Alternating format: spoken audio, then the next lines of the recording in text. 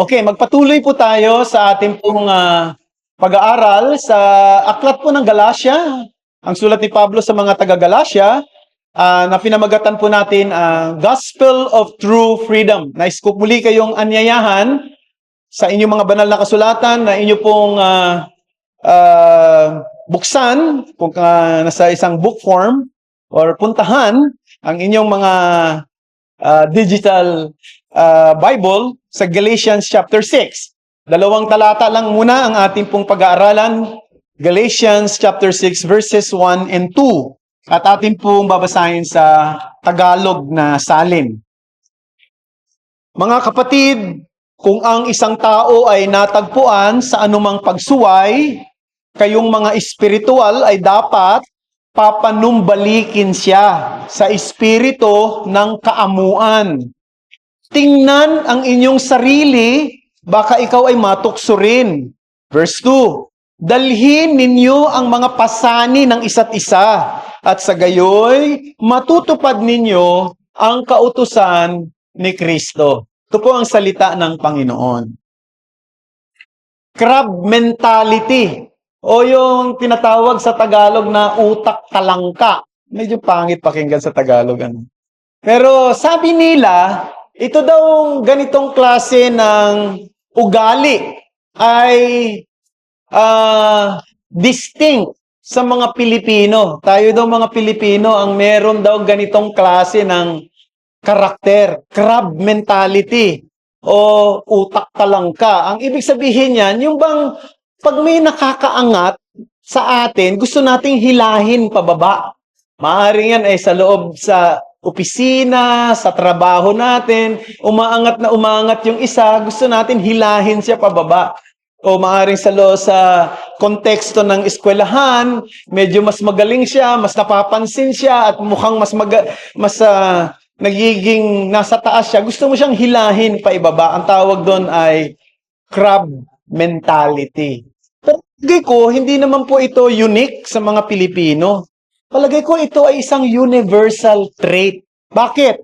Sapagkat tayo bilang makasalanan ay natural na self-centered, no? Self-seeking. Mas inuuna natin ang sarili nating interes, mas inuuna natin ang sarili nating gusto, karapatan, at yung sarili natin kesa ang interes ng iba. Yan ang ugali o karakter ng makasalanang sangkatauhan. At kasama na tayo ron. Pero ito ang nangyari, mga kapatid. Kapag ang isang tao ay nakilala si Kristo, naging mananampalataya ni Kristo, may pagbabago na mangyayari. Hindi lang babaguhin ang kanyang katatayuan sa harapan ng Diyos mula sa pagiging isang makasalanan na patungo sa kapahamakan, siya ay isang makasalanang magkakaroon ng kaligtasan. So, ito ang isang pagbabago na mangyayari. Kaya gusto kong kausapin agad-agad yung mga naririto na nakikinig sa akin. Kung kayo ay hindi pa nakatitiyak ng inyong sarili, na kayo ay ligtas na, o kayo ay Kristiyano na, mananampalataya na, huwag na ninyong patagalin ito. Kailangan ninyo ang kaligtasan habang may pagkakataon pa, lumapit na kayo kay Kristo. Sapagkat si Kristo ang magpapabago ng inyong katatayuan, ang inyong estado, sa harapan ng isang makabanal at matuwid na Diyos. Kinakailangan ninyong manampalataya sa Kanya ngayon. Pero gusto ko rin sabihin na hindi lang yung estado natin ang babaguhin. Kapag ang isang tao ay lumapit kay Kristo at nanampalataya sa Kanya, maging ang ating disposisyon. Yung karakter natin, hindi man perpekto ito, pero tiyak meron ng pagbabago, mayroong binhi na ng pagbabago, at ito'y unti-unti nang nangyayari. Ang pagbabagong ito, yung disposisyon natin. Kaya nga, yung sinasabi ko kanina na crab mentality, no? Ito'y unti-unting mawawala. Hindi, imbis na hinahanap mo lang sarili mong kapakanan, ngayon iniisip mo na rin ang kapakanan ng iba, lalo na ng iyong kapwa mananampalataya. Now, sa huling bahagi ng Galatians chapter 5, naalala nyo, last Sunday, ay pinaalala ni Pablo sa atin na tayo daw ay kabilang kay Kristo. Chapter 5 verse 24 ng Galatians. At tayo ay tinatawag na lumakad ng ayon sa lakad ng Espiritu. We have to walk in step with the Spirit. Now, yung salitang walking in step with the Spirit, sabi ko ay ang larawan nito ay tulad sa mga military formation. Yung bang nagmamarcha at may formation yung mga military. Yung iba sa inyo rito, naabutan nyo pa ba yung CAT? Kami, naabutan pa namin yung CAT, no? Nung high school. Di ba sa military formation, makikita mo yung movement, may synchronization yung pagmamarcha, merong accurate talaga yung execution, pati yung pagpasa ng mga rifle at marami pang iba. Yun ang idea ng walking in step with the Spirit. Lumalakad ka ayon doon sa utos at pangunguna ng Espiritu Santo. Kasi doon hinahalintulad daw ang buhay Kristiyano sa isang sundalo.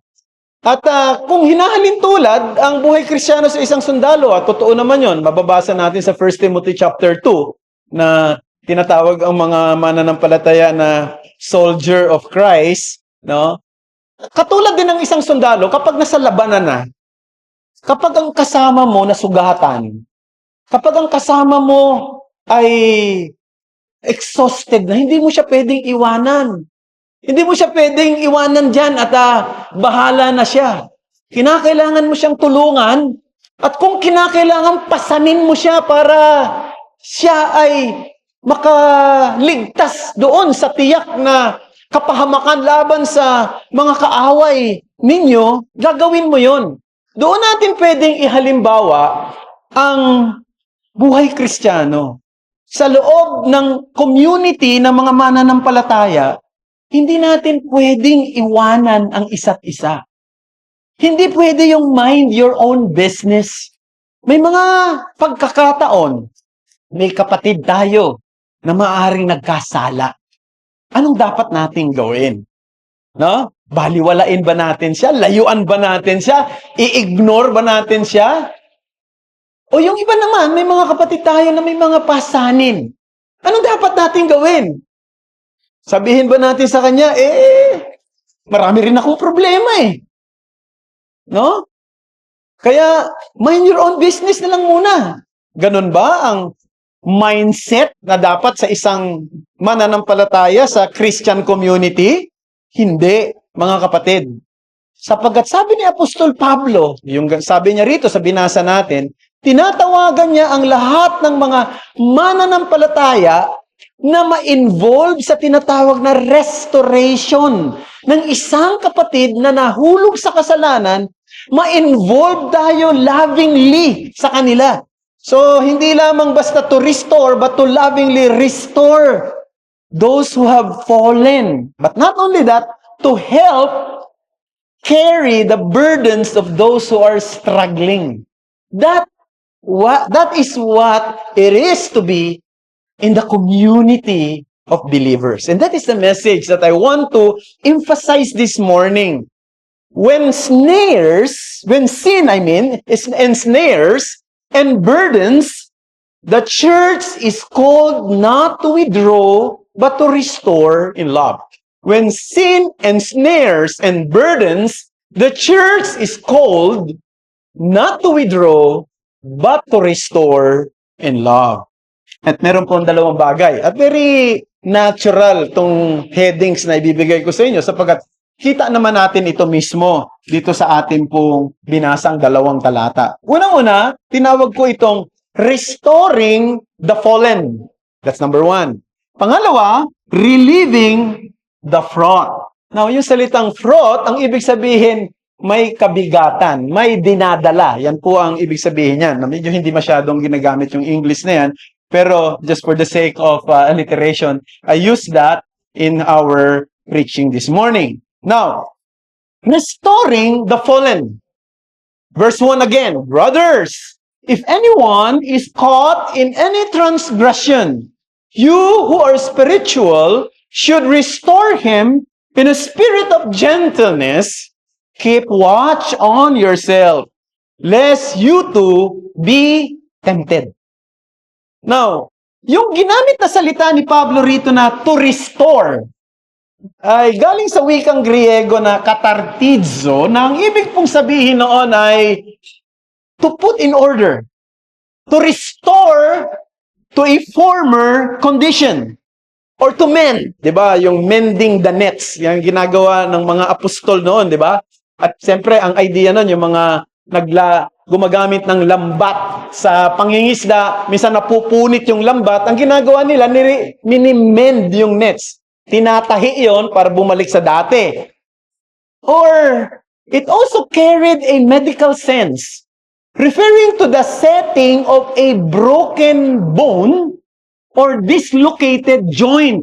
Yung mga napipilayan, yung mga, di ba, umusli yung buto. Yung iba sa inyo dito, nakaranas na ng ganyan. Ay, ang sakit niyan, di ba? Ang hirap niyan. So, anong ginagawa ng mga doktor? Ibinabalik siya sa dati. Unti-unti siyang inilalagay sa dating kalalagayan, no? At ganun natin tingnan daw, ang mga kapatid na maaaring nahulog sa kasalanan, dapat unti-unti, no, may care na iset straight yung kanilang buhay. Hindi sila dapat pabayaan, hindi sila dapat talikuran, hindi sila dapat i-ignore, o hindi rin dapat i-expose agad ang kanilang kasalanan. Kundi, sabi ni Pablo rito, no, kayong mga espiritual ay dapat papanumbalikin sila. Papanumbalikin sila. Yung salitang ginamit din dito ni Pablo na natagpuan, o sa wikang Ingles ay caught, does not refer to being discovered by others in the act of sinning. Kasi 'di ba, pwede namang merong isang kapatiran, no? Mismong naaktuhan mo gumagawa ng kasalanan. No? May mga ganon. Hindi 'yan ang tinutukoy. Kundi yung salitang caught dito, ang ibig sabihin ay being overtaken or entrapped by sin. No, parang naabutan siya ng kasalanan, o maaaring, no, ano bang tawag, na ensnare, nasilo, no, nabitag ng kasalanan. May mga iba-ibang paraan paano dumarating ang kasalanan sa atin May mga kasalanang pinagpaplanuhan mo.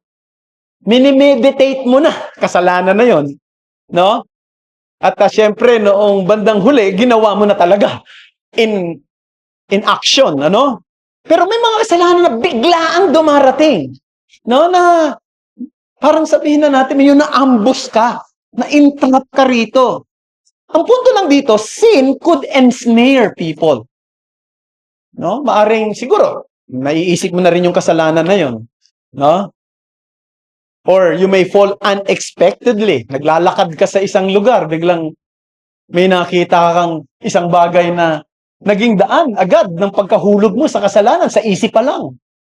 No? Nevertheless, the point is, sin can overtake a person. And eventually, if he will not repent, it will bring him into a bondage. Ano ba dapat natin gawin sa kapatid na ganito ang sitwasyon? Ignore ba natin sila? O publicly expose natin sila? Sabi ni Paul, a spiritually mature Christian should respond in this way. Number 1, we should restore him with gentleness. Di ba yun ang sabi niya? Papanumbalikin siya sa espiritu ng may kaamuan. Gentleness. Therefore, if a brothers are to be restored, he must be restored gently. And it takes a spiritual person to do it. Kailangan isang taong espiritual ang makakagawa nito. Sapagkat yung espiritual na tao, siya lang yung nag-express ng spiritual gentleness. And this proved na kapag tayo medyo harsh, judgmental, sign yan ng spiritual immaturity. May mga ibang tao, pagka mayroong nagawang mali yung iba, grabe rin kung magsalita, no? Severe din yung treatment. No, hindi yun tama. Hindi yun necessary. O siguro iniisip nila, dapat ganito tayo because we are defending the truth. We are defending the righteous cause. However, the biblical way to restore a believer who has fallen into sin is through gentle sensitivity. Gentle sensitivity. Dapat firm tayo. Strong yung conviction natin sa katotohanan, sa doktrina. So anumang bagay, lalo na kung mayroong immoral things na nangyayari, we have to be strong. Hindi natin dapat sang-ayunan to. Hindi natin dapat i-tolerate ito. Pero may mga panahon na we have to respond with tenderness and care. Isipin nyo, halimbawa, parang ganito yan eh. Isipin nyo ang isang doktor. Lumapit sa kanya ang isang pasyenteng nabali, ano ba tawag? Nalisya ba ang tawag doon? Yung buto niya, na kitang-kita, na talagang lumabas, lumihis yung buto. Ang sakit-sakit nun, di ba? No? Talagang, ewan ko sa inyo kung nakaranas na kayo. Ako, hindi ko pa naman naranasan. Naranasan ko lang na sa basketball, yung ma-sprain ka. Ang sakit! Lalo na pag namamagana. Minsan talagang halos maiyak-iyak ka sa sakit. Tapos humarap ka doon sa doktor. Dok, ang sakit talaga. Nakita mo na, yung lumabas na yung buto. Sasabihin ng doktor, parang ang di lalaki. Ano? Huwag iiyak-iyak dyan. No?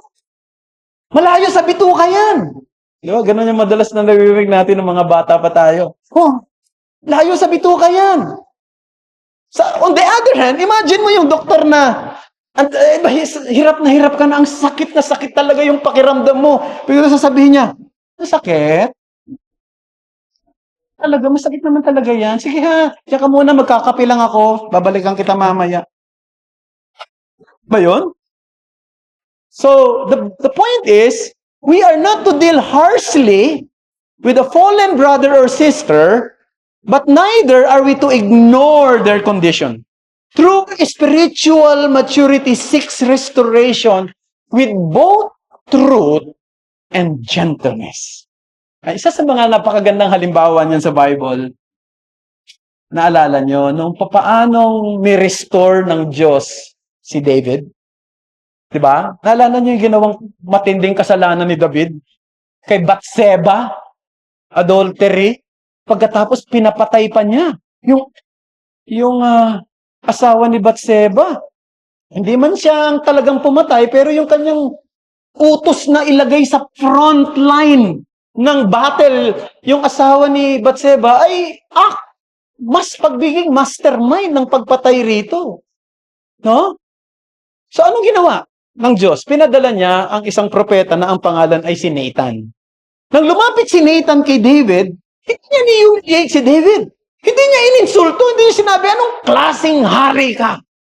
Ikaw pa naman ay man after God's own heart. Anong ginawa mo? Adulterous king. Yan ba sinabi niya? Ikaw ay isang foolish king. Instead, sabi ni Nathan, nagbigay siya ng isang parable. Sabi niya sa kanyang parable, mayroong isang mayamang lalaki. Yung mayamang lalaki niya, maraming mga pag-aaring cattle. No? Tapos, may bumisita sa kanyang isang traveler. Ngayon, kailangan niyang pakainin yung traveler na ito. Imbes na kumuha siya ng isa sa mga alaga niyang hayop para ito yung lutuin at ihanda na pagkain, yung kapitbahay niya na napakahirap na meron ng nag-iisang korderong babae na sabi yung daw alaga nila parang pet nila yon na kasama nilang kumakain, kasama nilang natutulog, pinapangko niya lagi. Love na love nila. Kinuha pa nung lalaki, nung mayaman, at yun ang siyang niluto at pinakain doon sa bisita niyang traveler. Ano masasabi mo doon? Sabi ni David. Napakasama ng taong yun, dapat siyang mamatay. Ano sabi ni Nathan? You are the man. Ikaw yun. So makikita natin kung paano in-approach ni Nathan si David sa matindi niyang kasalanan. Ang punto rito mga kapatid, sa tingin niyo kung naging harsh si Nathan sa pag-expose niya ng kasalanan ni David, si David ay hari. No? baka umiral yung kanyang pagiging makasalanan at gamitin niya yung kanyang kapangyarihan laban kay Nathan. O kaya naman, hindi maging daan ang kanyang pagsisisi. Pero dahil doon, sa napakagandang approach ni Nathan, si David, na-realize niya yung kanyang kasalanan, naunawaan niya ang kanyang pagkakamali, humingi siya ng tawad sa Panginoon, bagamat may consequence pa rin ang kanyang mga nagawang kasalanan, kahit na siya'y humingi na ng kapatawaran. Brethren, the point is, at the end of the day, our goal is not only to restore a brother by leading him to repentance from sin, but also to bring healing to the church. Di ba kapag mayroong isang kapatid na nagkakasala, ang church nagkakaroon ng brokenness, no? Kaya kapag na-restore siya, yung church na tulad sa isang katawan na parang nagkaroon ng brokenness, nagiging buo uli. Kasi sakit ng kalingkingan, ramdam ng buong katawan. No? Restore with gentleness. Secondly, restore with guardedness. Keep watch on yourself, sabi ni Paul, lest you too be tempted. Mag-ingat din kayo. Kayong mga espiritual. Papanumbalikin ninyo yung mga kapatid na nahulog sa kasalanan, pero ingatan niyo yung sarili ninyo.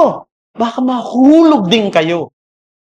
Baka matukso rin kayo. In other words, we must constantly be on guard so that in our effort to help someone who has fallen into sin, we ourselves are not tempted to sin. Kasi alam nyo, kahit na ang isang malago ng Kristiyano, spiritual na marami ng alam, hindi immune yan sa pagkakasala. No? Hindi immune. Maraming paraan na kapag ikaw ay tumutulong sa isang tao na maaaring nahulog sa kasalanan, magkasala ka rin. Ang isa sa kasalanan na pwedeng mangyari, yung tinatawag na spiritual pride. Yung spiritual pride? Di ba pagka nakikita mo yung isang tao nakagawa ng kasalanan, ang feeling mo, mas angat ka sa kanya pagdating sa larangang spiritual. Spiritual pride yan. Parang nangyayari, tinitingnan mo siyang mababa at tinitingnan mo ang sarili mo na mas mataas kasi hindi mo nagawa yung kasalanan na yon. Ayan ang hindi maganda. No? At pwede ka rin mahulog sa ganyang klase ng kasalanan. No? I remember, may nag-preach dito sa church, hindi ko babanggitin ang pangalan niya. No? Nag-preach na siya matagal na. Hindi siya pastor, pero may mga ini-invite tayo nung araw ng mga nagpi-preach din ng mga preachers from other church. Sabi niya, several years ago, doon pa yung sa lumang simbahan natin. Sabi niya, meron daw pangyayari doon sa church nila na may tumayo sa harapan, humingi ng tawad sa iglesia sa ginagawa niyang kasalanan. Alam mo, nung marinig daw niya yon, sabi niya, ba yan? Sa kanyang sarili lang niya, ano ba yan? No? Di mangyayari sa akin yan, di mo gagawin niya, kakahiya yan, dyan sa harapan, tatayo ako. No? And just after some months, siya naman ang tumayo sa harapan at humingi ng tawad sa mga kapatiran. Kasi ano point doon? Diba? Pwede tayong mahulog sa kasalanang nagawa rin ng iba kung hindi tayo mag-iingat sa ating mga sarili. Spiritual pride yan O kaya naman, pwede rin namang, alam nyo, mag-iingat din tayo, no? Katulad kong pastor, may mga kilala rin akong ganyan. Pagka may mga lumalapit sa iyo, humihingi ng counseling. Lalo na kapag kayong inilalapit, medyo emotional siya, struggle siya sa mga bagay na nagawa, mga kasalanan niya, no? At yung ikaw, pag hindi ka nag-iingat, maaaring mag-take advantage ka doon sa kanyang kahinaan. Kasi di ba pagka ang isang tao na mayroong broken siya, mahina siya Tapos lumalapit siya sa iyo, humingi siya ng tulong, and you feel like he or she is weak at that time, and you can take advantage of it. At marami ng ganyan na nahulog sa kasalanan mismo, no? Isang babae lumapit sa isang lingkod ng Diyos. Pagdang huli, silang dalawa nahulog na sa kasalanan. O isang lalaki lumapit sa isang lingkod ng Diyos na lalaki, bandang huli, nahulog din sila sa kasalanan. Nangyayari yan. Di ba? So mag-ingat. Mag-ingat tayo. Mag-ingat din tayo sa mga maaaring lumalapit sa atin, humihingi ng payo. Halimbawa, humihingi ng payo laban sa kanyang asawa o laban sa mga kapatid sa iglesia. No? Mag-ingat tayo na gumawa ka agad ng isang immediate judgment at sabihin natin, ganun ba siya? Hindi pa natin naririnig yung kabila, hindi pa natin nauunawa, hindi pa natin nalalaman yung ibang partido, magkakarapat yung partial information, maaring mauwi sa unfair and one-sided conclusion na maglilid sa atin sa isang unnecessary negative thoughts. We have to listen. We have to be careful. We have to know the whole truth. The point is, helping someone who has fallen into sin also requires serious not only self-examination, but self-protection. Because we are just as prone to fall into sin as anyone else. Kaya nga sabi ni Paul, 1 Corinthians chapter 10, verse 12, therefore, let anyone who thinks that he stands take heed lest he fall. So that's the first thing. Restoring the fallen. Let's go to the second heading. Relieving the fraud. Sinabing fraud, as I said, may daladalang pasanin. Yan po ang ibig sabihin niya. Verse 2, bear one another's burden and so fulfill the law of Christ. Now, this is another responsibility that every true Christian within a local church community is called to practice. Sabi ni Martin Luther, bearing one another's burdens is a work that requires strong shoulders and mighty bones. Totoo ba yan? No? Kailangan daw matibay-tibay yung balikat mo at malakas ang mga buto mo kasi papasan ka ng pasanin ng iba eh. At yung sinabi din daw ni Paul ito, sabi ng isang commentator, it means sharing the pain of failure. Isang kapatid na, mabigat yung kanyang nararamdaman, maaring nagkamali siya, maaring may nangyari hindi maganda. And you want to share the pain of failure para magaangan siya. And this is stand in sharp contrast again to the common mind your own business attitude. God calls His people not merely to be involved, but to be lovingly involved. Sabi ni Pablo, and so you will fulfill the law of Christ. Now, ano ba yung ibig sabihin ng law of Christ? Now, dito ay marami po ang nag-iba-iba ang paliwanag dito at even within Reformed community, may mga iba't ibang pananaw rito. Ano ba yung law of Christ? Some argue na this implies believers are no longer under the moral law or Ten Commandments, but instead under a new law, the law of Christ, the unique law of Christ. Now, without going into detail, my personal inclination is I do not believe that the law of Christ replaces the moral law or the Ten Commandments. No? Rather, Jesus Himself, di ba? Napansin nyo, si Jesus, sinamarize niya yung 2 tablets of the law. Natatandaan nyo? Di ba sabi niya, yung 2 tableta ng kautusan,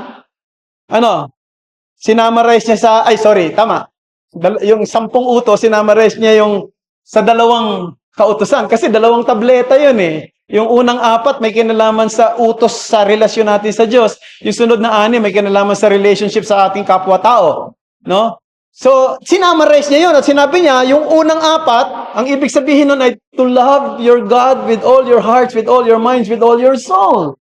Yung pangalawa naman, sabi niya, ibig sabihin nun, love your neighbor as yourself. So, He Himself summarized them. Then, bakit ko sinabi na hindi siya nagre-replace? Kundi ang gusto kong sabihin ni Kristo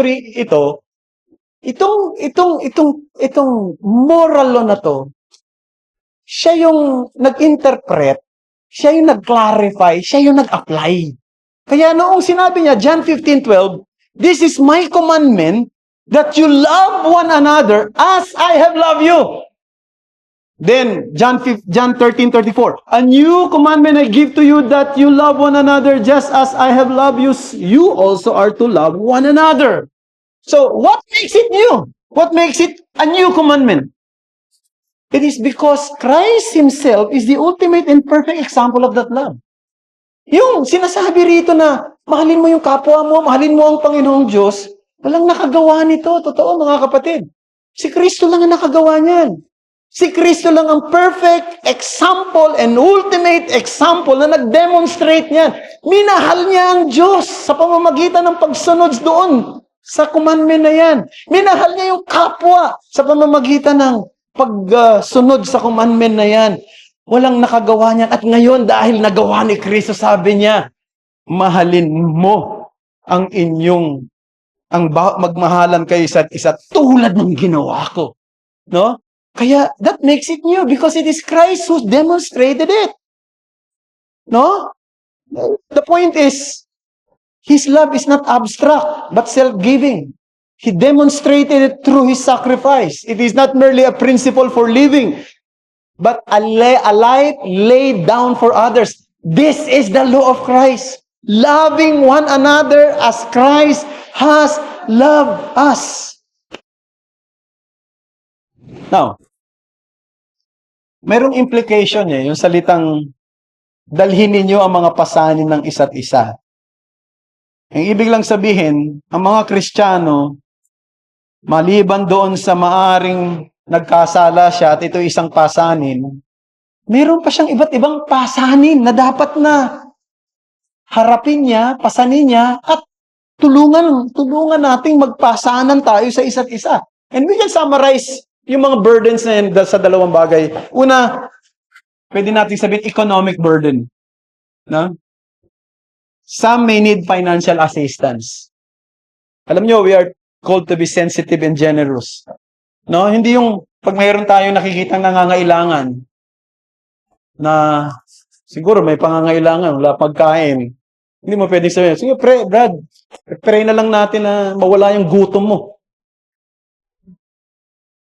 We have to extend help according to our ability. Di ba ganyan yung mga taga-Macedonia?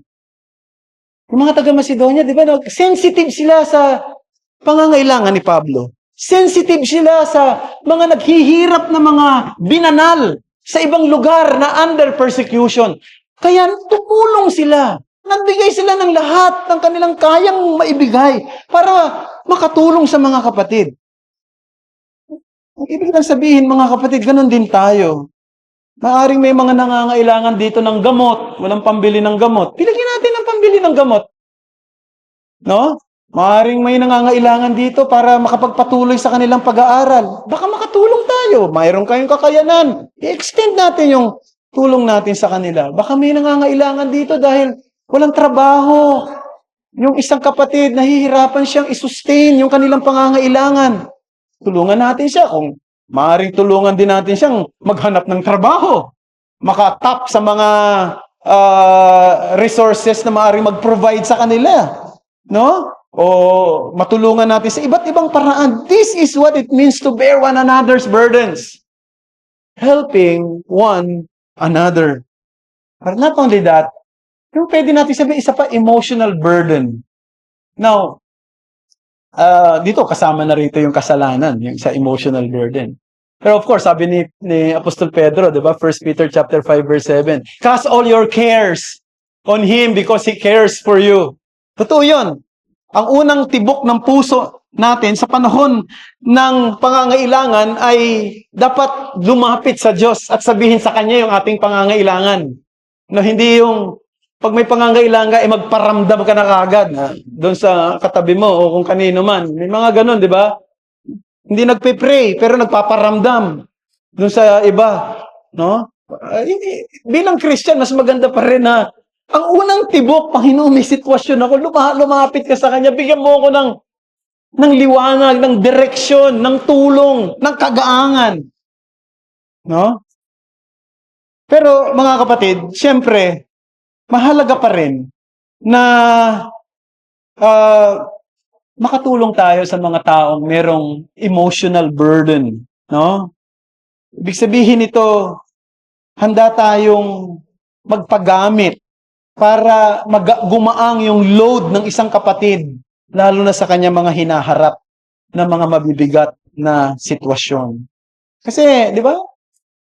Alam nyo, yung discouragement, malakas na ano yan na kapangyarihan yan para panghinain ang buhay nating, lalo na ang paglilingkod natin.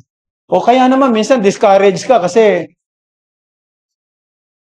maaaring ayaw mo namang, di ba? Ayaw mo mag-share ng problema mo sa iba. Gusto mong sarilinin lahat. Eh, mali rin yan. No? Every believer is called to be in this sense na makatulong. In fact, tayo dapat God's servants to others, ready to help to carry one another's burdens. At yung mga burdens na yun may include what? Sorrow, worry, doubt, failure, loneliness, illness, divorce, no? Naghiwalay, disability, depression. No? Ngayon, talagang yung depression, isa sa mga parang mark ng ating ng ating modern world ngayon. Maraming nade-depress, maraming nagkakaroon ng mga anxieties. And we are called to be available, willing to listen, ready to encourage our brothers and sisters in the light of God's word. No? Sabi ng Romans 12:15, rejoice with those who rejoice and weep with those who weep. Pag merong masaya, magsaya tayo. Pag merong nalulungkot din tayo sa kanya. Di ba? Huwag mong baliktad. Ang saya-saya niya, lungkot naman tayo. Di ba? Ang lungkot-lungkot niya, ang saya-saya naman natin. Hindi yan ang isang Christian character. Di ba? So, gusto kong pakinggan yung mga kapatid sa pagtatapos. There's so much hatred and conflict and self-centeredness and mind your own business sa mundo natin ngayon. Isipin nyo na lang mga nangyayari sa lipunan. Isipin nyo yung nangyayari sa politika ngayon. Napakadaming turmoil. Maaari yung iba nga sa inyo, passionate na masyado sa inyo mga political inclination. No, I will not stop you. Nasa malaya tayong bansa, democratic country, okay lang.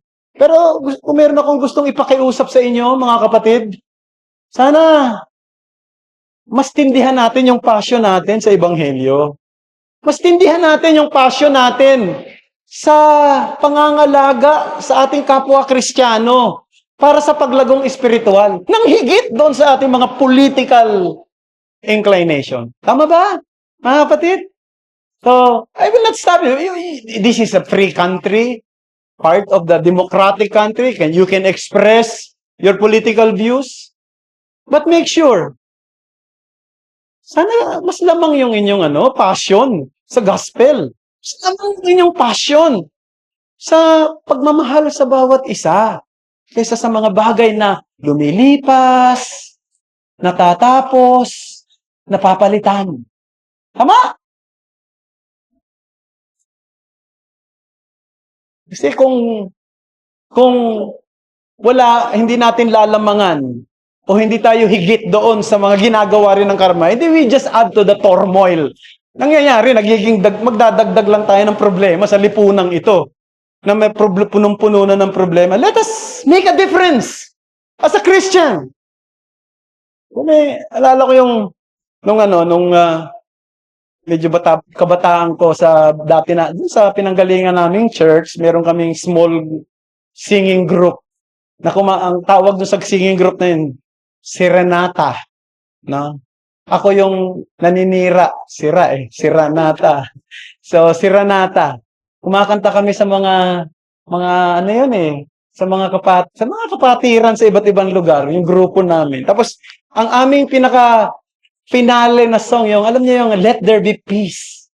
Alam niyo yung kanta na yan? Let There Be Peace with me. For God is our Father, brothers all are we, di ba? Let me walk with one another in perfect harmony. Tapos yung huling-huli doon, sabi doon, and take its moment and leave its moment in peace eternally. Let there be peace on earth and let it begin with me. Ano yun? Mga Christian, let us begin it in us as a church. Let's pray.